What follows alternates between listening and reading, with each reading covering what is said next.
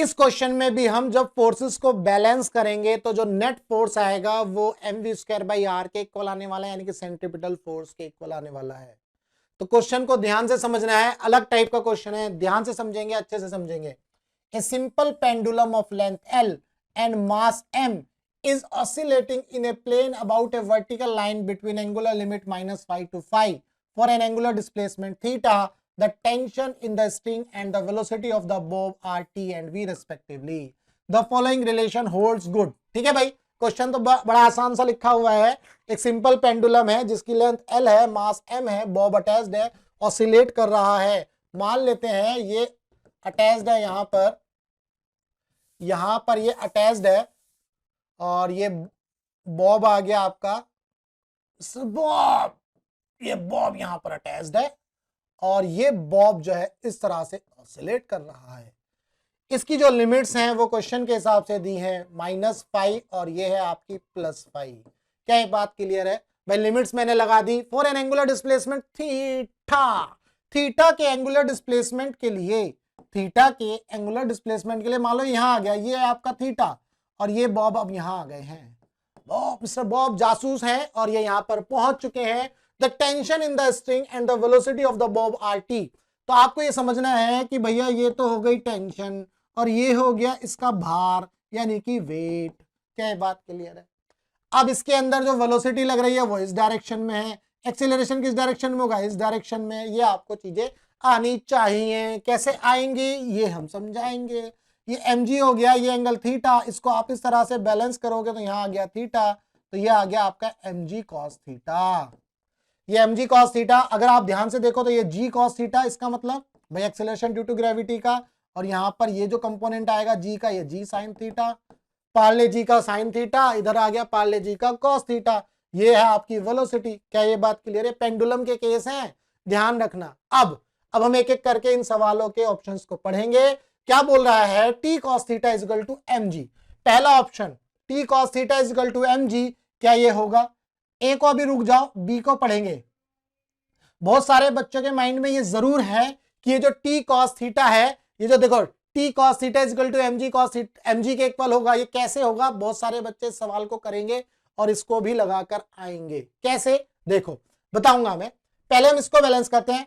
यहां पर इस डायरेक्शन में आप इसको बैलेंस करो, इस direction along the length of the string balance करेंगे तो t पॉजिटिव है ऊपर की तरफ, -mg cos theta is equal to mv²/r के, यानी कि l जो रेडियस है वो l के। तो इसका मतलब बी ऑप्शन आपको मिल गया, t - mg cos theta is equal to mv²/l। उम्मीद करता हूं आपको ये समझ में आ गया। B, tangential acceleration is equal to g sin theta. भाई अभी मैंने बता दिया अलोंग द टेंजेंट। देखो ये g sin थीटा है, ये टेंजेंट के अलोंग ही होगा, तो इसका मतलब सी ऑप्शन भी आपको मिल गया।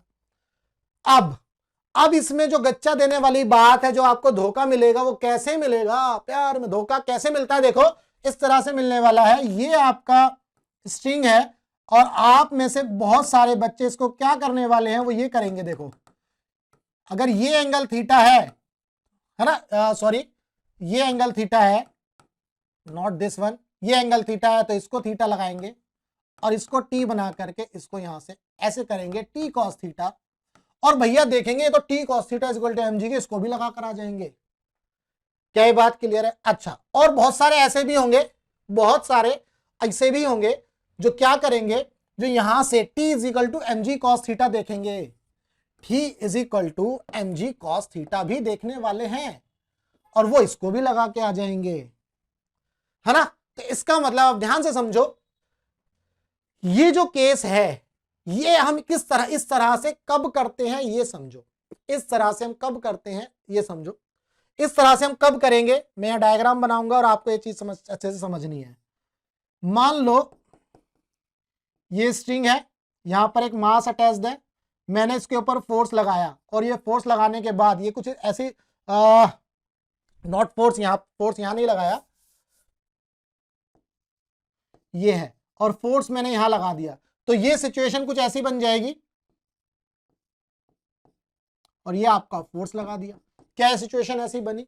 अब यहां पर आप जो टेंशन निकालते हो, इस केस में लामीज थ्योरम से, आप लामीज थ्योरम से ये थीटा तो ये टी कॉस थीटा और ये T cos theta is equal to mg कर देते हो। यहां तो ये चल जाएगा, लेकिन ये यहां नहीं चलेगा।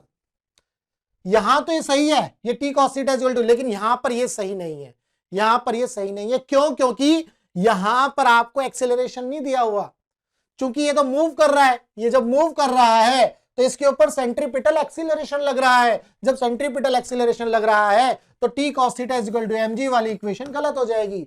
ये इक्वेशन तब वैलिड है जब इसके ऊपर सेंट्रीपिटल एक्सीलरेशन नहीं है, ये स्टैटिक इक्विलिब्रियम में है। समझ में आ गया? ये इक्वेशन कब लगेगी? ये आप लेमीज थ्योरम में पढ़ते हो इस वाली इक्वेशन को। जब आप फोर्सेस को बैलेंस करते हो तब आप यहां पर देखते हो T cos theta is equal to mg। बहुत सारे बच्चे इसको यहां से भिड़ाएंगे और करेंगे A option is correct, but A option तो गच्चा दे जाएगा। क्यों? क्योंकि यहां पर क्या होगा, यहां पर सेंट्रीपिटल एक्सीलरेशन भी एक्ट कर रहा है। जब सेंट्रीपिटल एक्सीलरेशन एक्ट कर रहा है तो बेटर है आप जो फोर्सेस हैं आप उसको टेंशन वाली डायरेक्शन में ब्रेक करो। यहां पर हमने टेंशन को तोड़ दिया, mg को भी ब्रेक कर सकते थे, बट हमने टेंशन को ब्रेक कर दिया एक्स और वाई प्लेन के लिए। यहां हमने क्या किया, हमने जिस डायरेक्शन में mv²/r है उसी डायरेक्शन में इसको ब्रेक कर दिया। क्लियर है? तो ये ध्यान रखना, यहां आप इसलिए कर पाए क्योंकि यहां पर एक्सीलरेशन नहीं है। यहां पर जो एक्सीलरेशन है वो जीरो, मतलब एक्सीलरेशन जीरो है। यहां पर एक्सीलरेशन जीरो है, रेस्ट कंडीशन में है, मतलब एक्सीलरेशन जीरो यानी कि स्टेबल इक्विलिब्रियम में है। ये इक्विलिब्रियम में नहीं है, यहां पर एक्सीलरेशन लग रहा है टुवर्ड्स द सेंटर और that centripetal acceleration is acting.